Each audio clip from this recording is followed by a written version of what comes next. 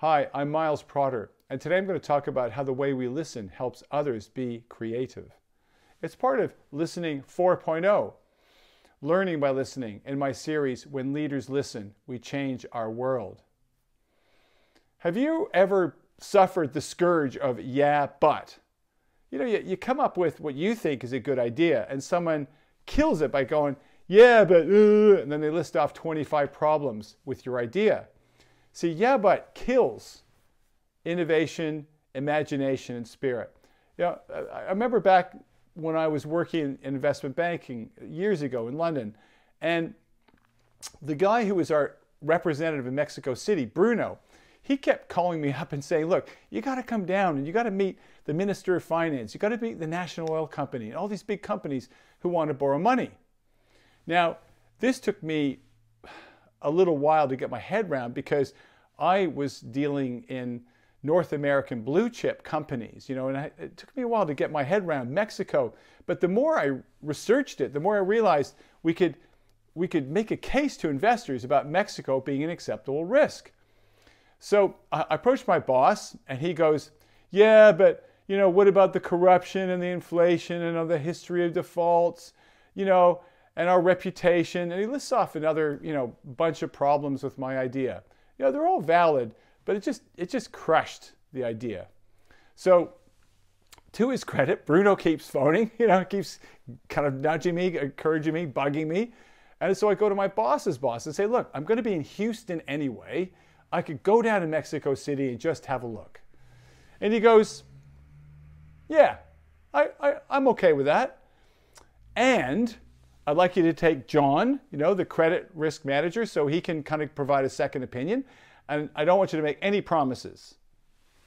I thought, great, fantastic. I was like completely stoked. He said yes and, not yeah, but. And there's a subtle difference, but it makes a huge difference, you see. Yeah, but closes down possibilities and imagination.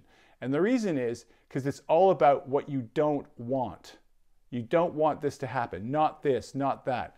And creativity and imagination cannot occur inside of not.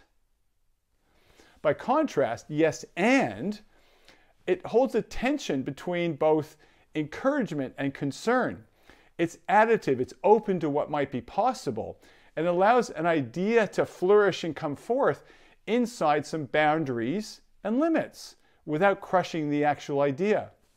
Now, needless to say, I went to Mexico and we did huge amounts of business for the Mexicans, and then the Argentinians and the Brazilians and the Russians, South Africans, Turkey. We built a huge business. And it all came from that one yes and.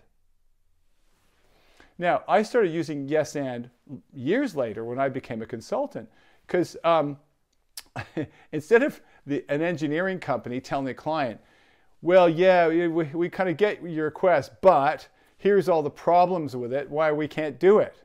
So instead of that, I started getting them to say, well, yes, and we have some challenges and concerns that we'd like to discuss with you, negotiate.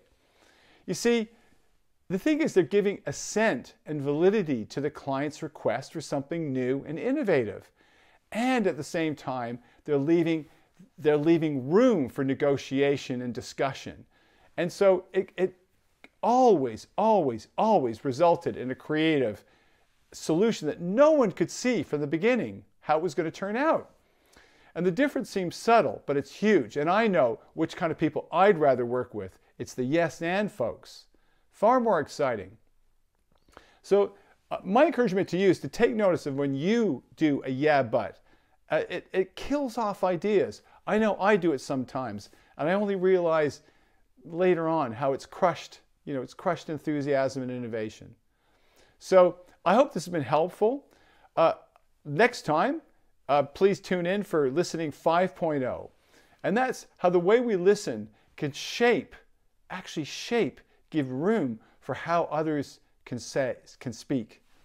I hope you enjoy this one, and see you next time.